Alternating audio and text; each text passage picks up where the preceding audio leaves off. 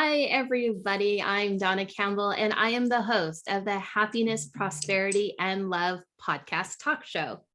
And the way this works, just like the old talk show days, I'm going to interview our guests today for about 20 minutes or so.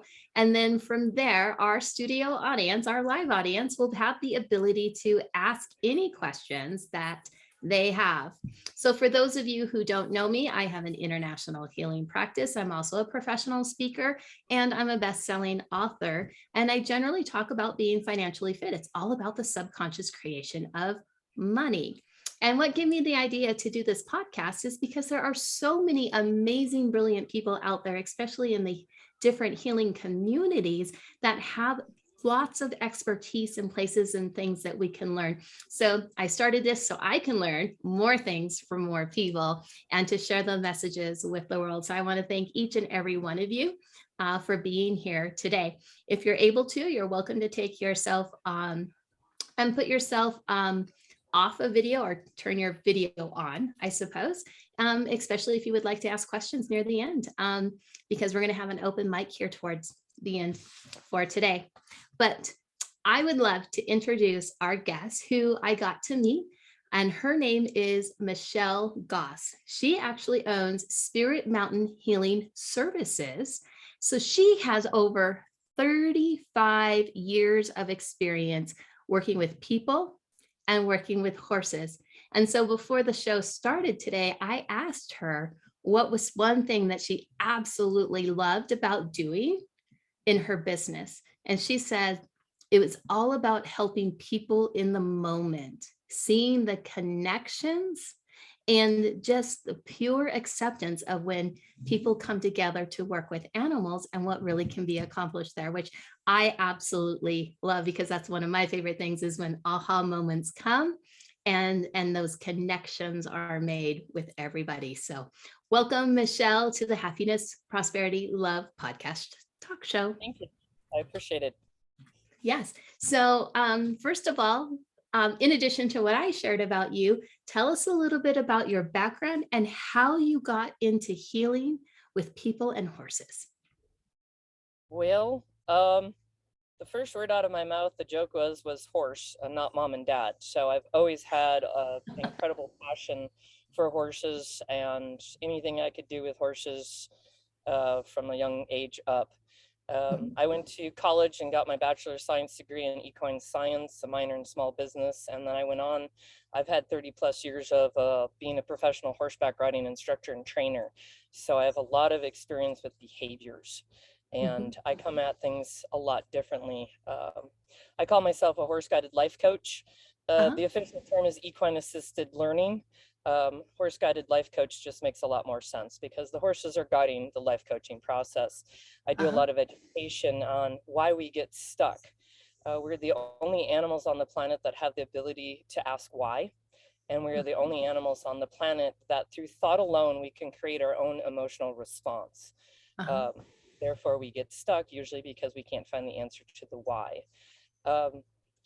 Went on and was a professional horseback riding instructor for many, many years. Like I said, life happened, got divorced, found myself as a single divorced mom trying to figure out how to put money on the table sustainably.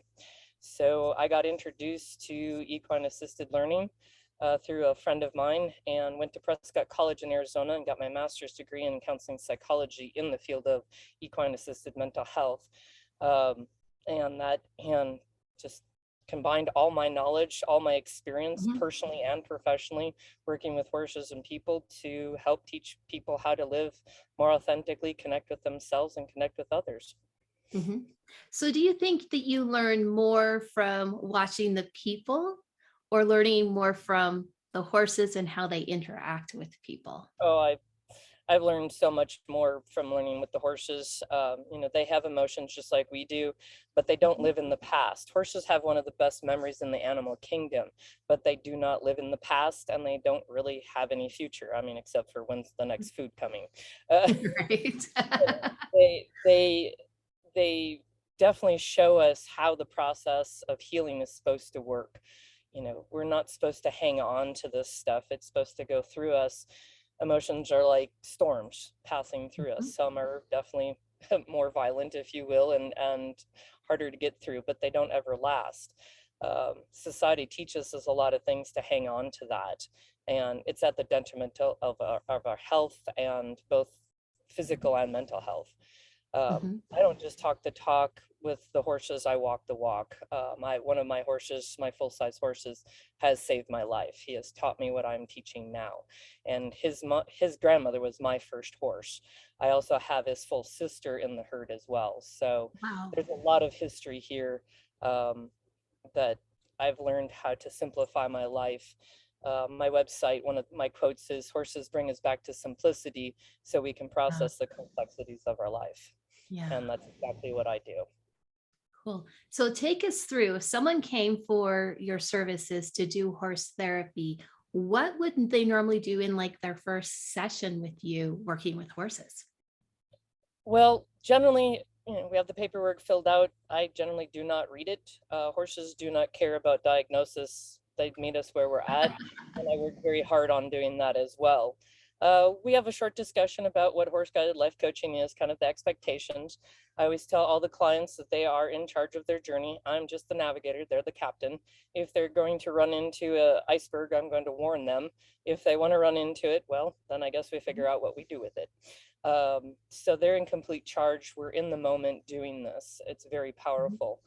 I'll generally check in with the client, what's some issues bothering them, where are they at right now. And usually the first session, I'll have them go in, if they're comfortable, and introduce themselves to the full-size horses. I have 3 full-size horses and 2 miniatures.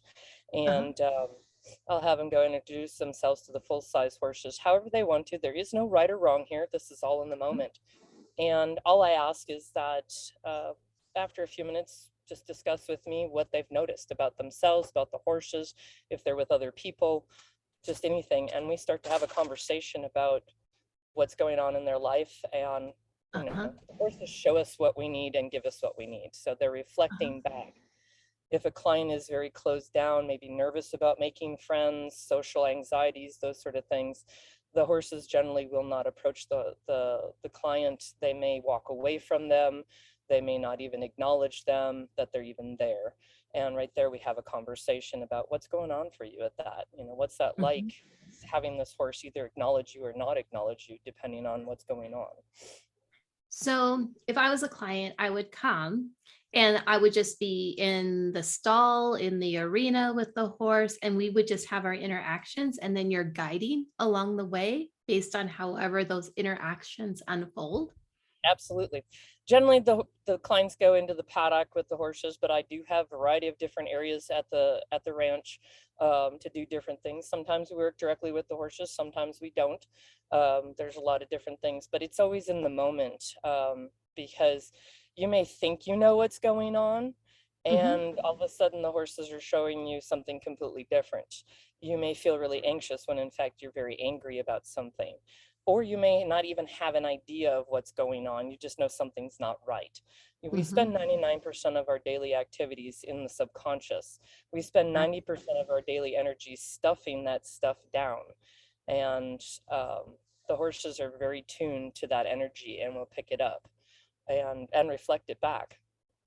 My job is to facilitate and ask a lot of questions about what the client's experiencing with the horses. So really the horse is modeling the subconscious behavior that the frequency of the person is emitting out, even though the person might be in a different conscious reality. Absolutely. So you can uncover what's going on in those deeper layers by watching the horse interact with the human. Right. And sometimes I give them props or different activities to do in the paddock or in the arena, wherever, and different things coming up, and that a lot of it's all in the moment on, what's going on.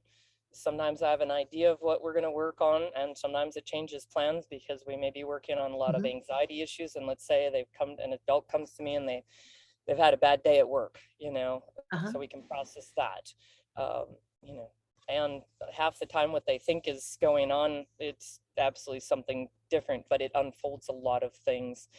What I do is definitely energy work. Right. Because horses are very tuned to reading energy. Mm-hmm. And I watch it more times than not with clients that are disconnected from themselves. They've got the facade up, the defense mechanisms, and they feel they're doing okay. And then the horses show them something completely different. And as soon as the client will acknowledge that fear, the anger, and the anxiety, whatever that is, Uh-huh. become authentic, because it is not who they are, it is just part of who they are. The horses will instantly shift and generally come support the client and interact with them because the energy matches now. Right. One thing you cannot do to a horse is lie. No, I don't think so. Not Nope, if they're in the moment 100% of the time. nope, you just can't. You may not want to see what they have to say, and you can lie to yourself about it. But trust me, I've tried for many years trying to lie to a horse. It doesn't work. Mhm. Right? Because they're reading on a whole different frequency there. Well, the biggest thing that I think makes it so effective is the fact that we're predators and horses are prey animals. So Uh-huh. by biology, we're supposed to be chasing after them and eating them, if you will, and they're supposed to be running from us. So they need to be very tuned to those energy frequencies Yeah. and make a decision in split seconds about, do I, run away from this or do I not? And Mhm. our domesticated horses aren't quite as reactive, but they definitely still do. And it's fun with the miniatures. I have two miniatures. They're both 28 years old. They're 3 feet Oh. tall. So Mhm. they're the oldest and smallest horses on the ranch. And the work that those two do are just amazing. They're horses too. And it's a lot of times with preconceived ideas, oh, they're so cute. They don't want to hurt me, or I don't want to hurt them, or whatever. Oh Mhm. boy, it goes all over the place real fast. Right. Because So they're who horse. Oh, go ahead. No, go ahead. Oh, I was just going to ask, who is your ideal client or who comes to your ranch to work with the horses? I would say right now, my the biggest client that I have is teenagers and Mhm. parents struggling a lot with the COVID issues, the Mhm. effect of school. I have one client just before the end of school in May. One of her best friends committed suicide a week and a half before the end of school. And on the last day of school, another friend in that friend group committed suicide too. Mhm. There's a lot of issues around the anxiety. Um, so teenagers, parents trying to help and navigate these are a lot of the is my ideal client at this point, especially, moms trying to balance everything and parents trying to get through all this stuff Mhm. with COVID and the economy and changes of jobs and all the stuff we've all gone through. Mhm. I would say dealing a lot with anxieties is really where I'm at, and traumas. Mhm. Okay.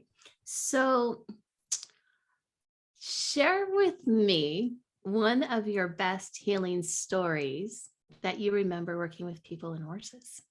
Well, that's actually what my book is about. That will be Nice. published by the end of this year. Is confidentially wise Right. client stories about working with the horses and different reactions and some of the amazing things that Mhm. have happened. Um, I think one of the biggest ones that really sticks out in my head at the power of this is I was working with an older gentleman.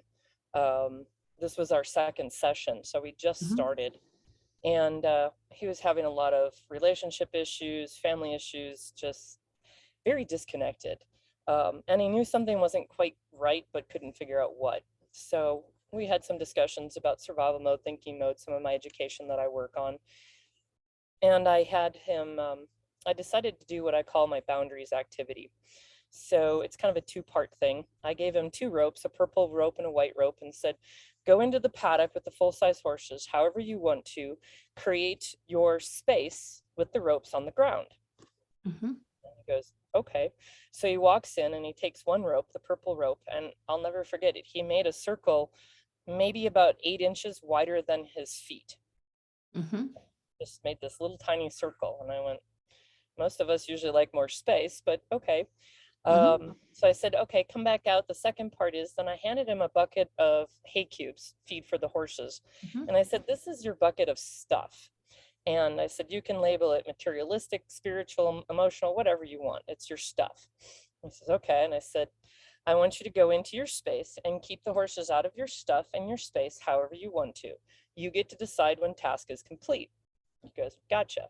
So I stay outside the paddock. All 3 horses are close to the main gate, and his circle was about halfway down the paddock. Now he has feed for the horses. They like to eat.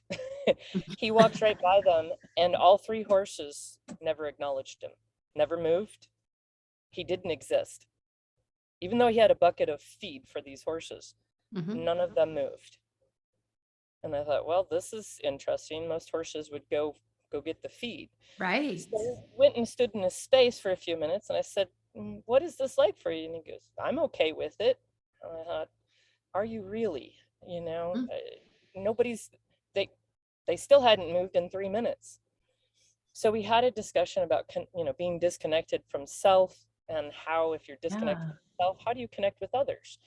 And he really struggled with that. So came back out, we had a discussion about it, did some things. And this time I asked him, I said, go back into the paddock, but this time with that knowledge that you're disconnected, and some things had come up in his past, and we were acknowledging those, changing the energy frequencies. I said, go back in, this time without the bucket, but just with that knowledge and that openness, the change of energy, and let's see what happens. And it was the most amazing thing, because he walked in, and this time all 3 of them turned, walked to him, and acknowledged him, and stood there with him in the middle, and basically all 3 around him. And I don't think I'll ever forget it, because here was this grown man who looked at me with tears in his eyes and said, I can feel their acceptance and love of me in this moment. Even though I've got all this stuff and I'm messed up right now and all this stuff, they get me and they accept me. And he says, I don't remember the last time I've ever experienced that. And that was only our 2nd session. That was in less than 2 hours. Wow. So what is the name of your book that you're going to be publishing this year? Well, I haven't come up with the title quite yet, but but we're working on it. We're working on it. And with all the stories and that, I think it's going to be called Looking Within is actually the title that I'm looking for, because that's what the stories are all about. Right. And it is. The horses help us look within ourselves, because we all have our own answers. They're just buried, or they're blocked, or whatever, and the horses help us find those. So what would be some of the best advice that you can give somebody who might be considering using this type of therapy? Well, there is no horse experience necessary. There is no riding.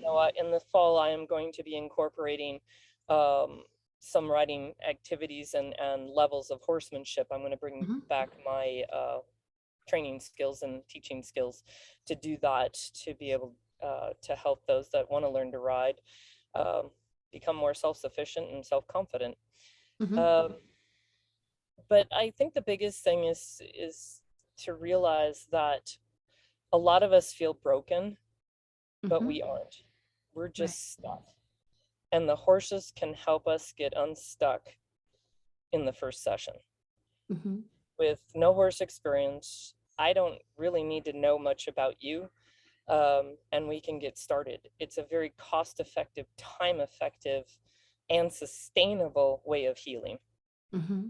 Because as a client of mine said so long ago, she was working with one of my horses in the round pen. She'd done a lot of talk therapy and stuff, and she was working with the horse in the round pen, and when she was disconnected, he was flying around, bucking. I mean, it was chaos. The moment she stopped to process and she connected authentically with herself, this horse came over and put his head on her shoulder 5 separate times. But every time she disconnected, he went back out, connected, came back. I mean, a very powerful experience to have this huge creature hold space for you in the moment when you're authentic. And she looked at me and she says, I can choose to ignore your words all day long. She says, but how do I forget that experience with that horse? And I think that sums it up the most. We learn everything through experience. Good, bad, or indifferent, we learn everything, whether we're conscious of it or not. And the horses make the unconscious conscious, or what I like to call the intangible tangible. And that you get to do something with it in the moment. the basics of how I work is, we unwind the patterns in the beginning, working with the horses, figure out, bring up the stuff, start working, develop that self-awareness, which gives us choices at that point. And then with the choices, you get to go work with the horses in the moment and figure out what works for you and what doesn't work for you. And then practice those skill sets in the moment and get instant feedback. And you get to decide if it's working for you or not. Wow. Where else can you do that? Wow. Right. So really, it's like the horse is reading your inner spirit or your inner soul and then displaying it for you to see, taking your inside out for you to understand all of the pieces inside that make up you. And then you have the power, the control, and the ability to make that change within if you so choose. Absolutely. Yep. Wow. Paradigm shift for me today, because I've never looked at it from that point of view with animals or even horses. Just watching people, I live in Montana, so we have lots of horses, but how people are interacting with their horses and how the horses are responding to them. I'm going to look at things a little bit differently because I'm near a lot of ranches. Absolutely. Different things. Yes, I'm sure. And I'm real curious here. How old were you when you had your first horse? My first horse, I was 10, but I got bucked off one at 5. Okay. I had to know because my entire life I always wanted a horse, even as a little girl growing up, the dream of having it and all of that. And now as I'm older, I'm like, can I just borrow somebody else's horses? There's a lot of work to take care of if you travel and do all these other things. All right. My genes, it's in my blood.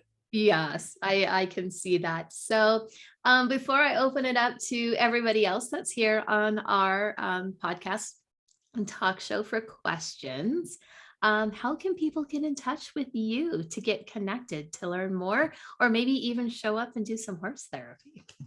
Well, I did put the information in the chat, so there's that. You can reach me. I'll go ahead and reshare it for our audience here, and we'll put it in the show notes, but go ahead. You can reach me at email at michelle.spiritmountain@gmail.com. The website is www.spiritmountainhealing.com. And you can reach out to me via phone or text at 480-988-2165. Okay, perfect. And I have to say, I absolutely love the name of your business, Spirit Mountain Healing, because it is very, very much in alignment with everything that you do. And I absolutely love that name, just to let you know. It actually came from with my mom. I lost my mom in December of 2017 and really went through a lot of rough stuff. My horses kept me here. But the spirit of the horses, but our spirit, mountains, just always grew up in the mountains, and they can protect us, they can shelter us, and that we heal. Okay. Nice. I love it. I absolutely love it. And for our audience that's here, Sandy and Miles, if you have any questions, you go ahead and take your mic off and ask away. I sure do. Well, first of all, thank you for what you're doing. It's really incredible. And I'm a horsewoman too. And I like Donna, I just had this paradigm shift. Like I'm thinking back to how, now I'm going to go back and think about, I got my first horse, I think when I was 12 or something like that. And that horse, her name was Puff. And when I was in her stall, she nailed me. Like I just fed her and I was closing the doors and she took both of her hind feet and, kicked me, slammed me against the wall. And I lost my breath. But I'm wondering like what kind of state I was in that she did that and what that was supposed to teach me. I just think that's really interesting. Do you have any thoughts on that? I mean, you weren't there obviously, but I think that's really I was so offended. I was so mortified that she did that to me. I was shocked. Like, why would she do that to me? I'm nice, but maybe I wasn't authentic and maybe my life wasn't very authentic then. What do you think? I would have to agree with that. That's the first thing that's coming up with me, that the energies just weren't right. The fact she was eating too, but that she felt she needed to protect herself, because she will. Um, I definitely say, look back at that and look at the whole picture about what was going on in your life at that time. Were you connected with others? Was she important to you to connect with, but you didn't know how?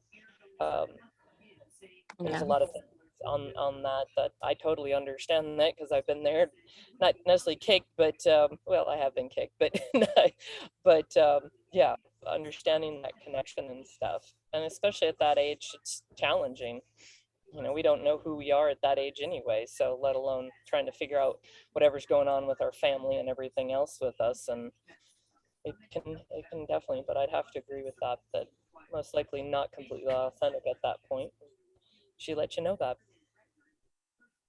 Oh. Yes, fascinating. And then of course most wasn't mine. I I ran out, but my sister said, you should have hit her, blah blah blah. But like that wasn't me, you know.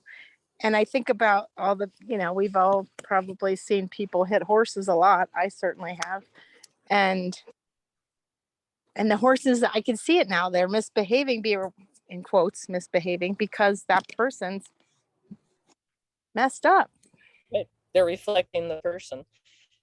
Basically in training and that, I've worked around with Ray Hunt and some top trainers and whatnot in the field and stuff. And I give it 98% is human, and maybe 2% that I've dealt with in my career of almost 40 years is horse. I mean, there are definitely some horses that aren't quite right and whatnot, but most of it's because the humans are not right, and they're reflecting that.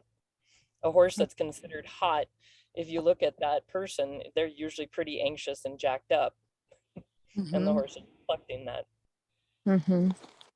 I went to a Ray Hunt clinic too, in Thermopolis. It's cool. Thermopolis, Wyoming. All right. Miles, do you have any questions for Michelle today? Where is the location? I'm in Arizona, in Gilbert, Arizona is where the ranch is, and that. Working on being able to travel some with the horses and present with what I do in the future in that.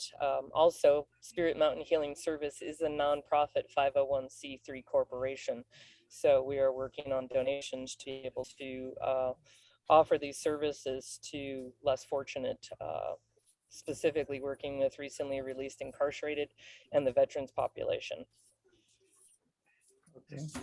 That's really cool. I'm a registered nurse. I work in Arizona on the Red Mist area. Oh. With the Indian Health Services. Mm-hmm. Yeah, I work in place. Wow. Nice.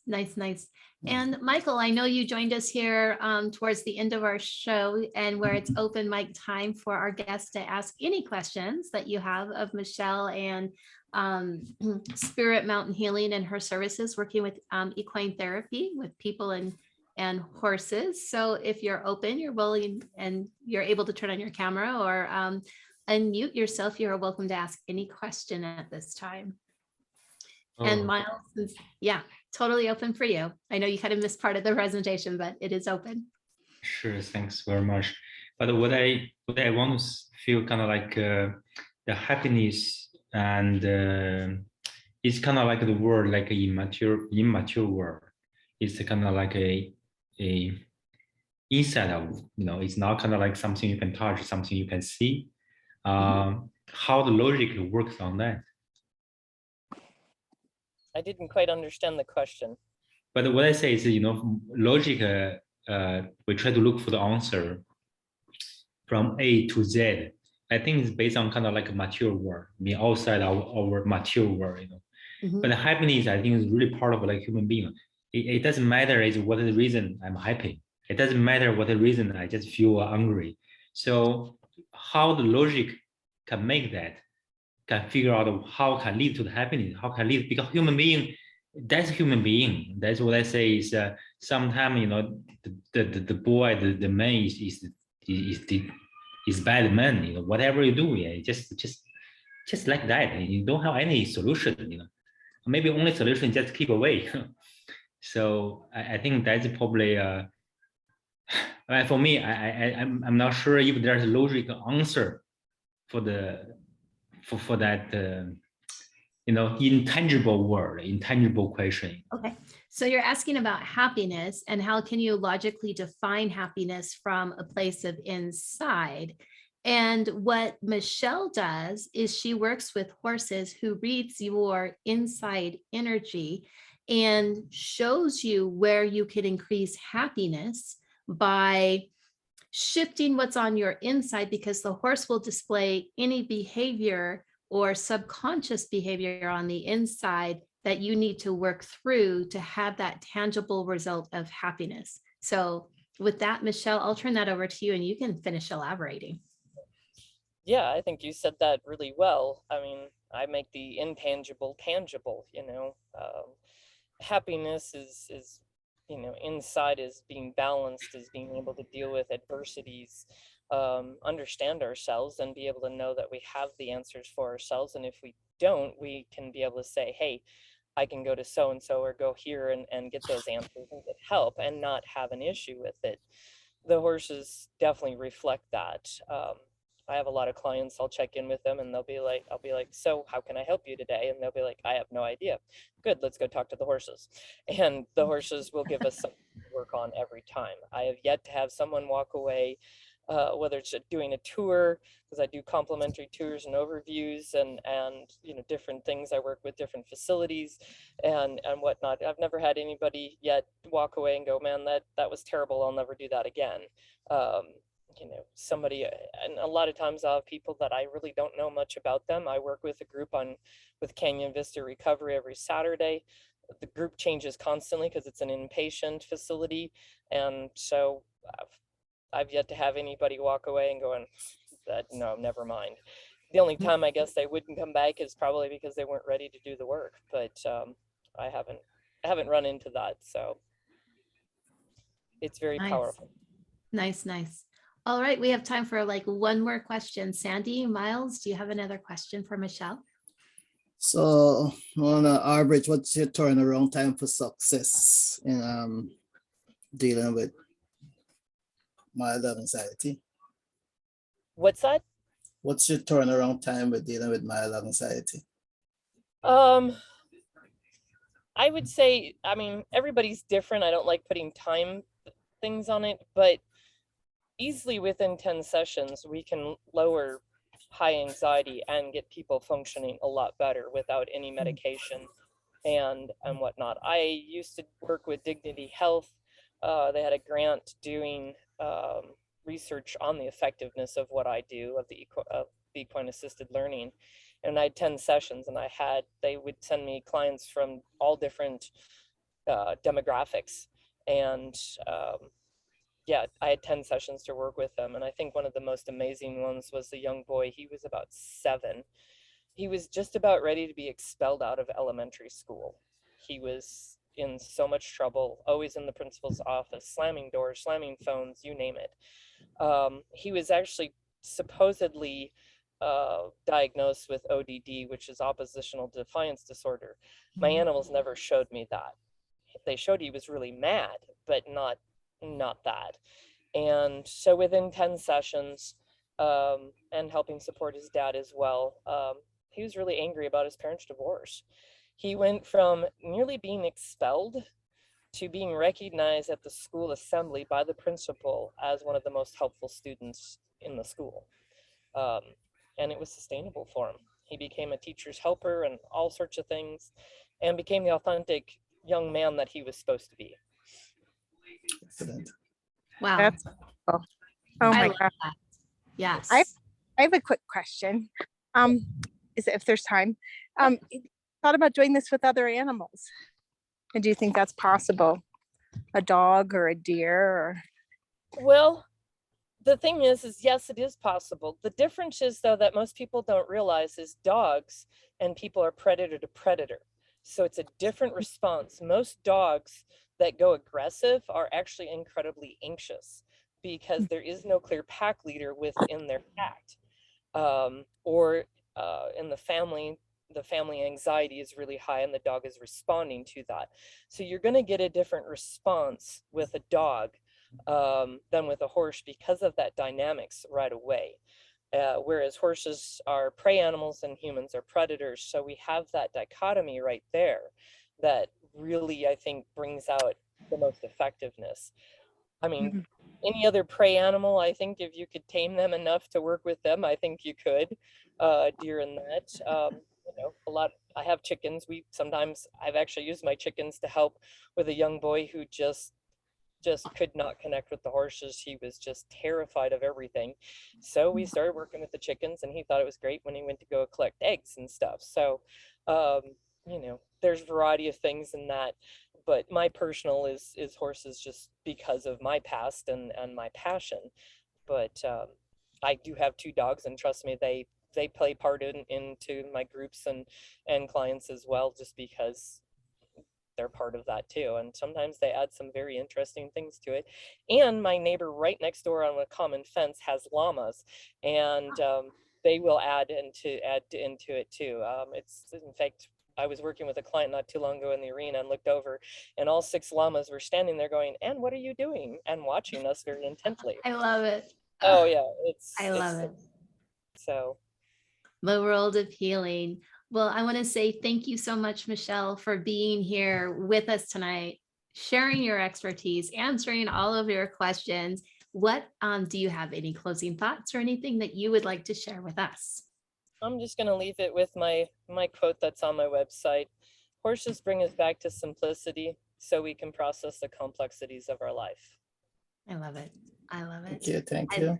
Thank you. And thank you so much for being here. Definitely connect with Michelle. And if you guys are listening to a replay of it, reach out to her as well. And thank you so much for being here with us today.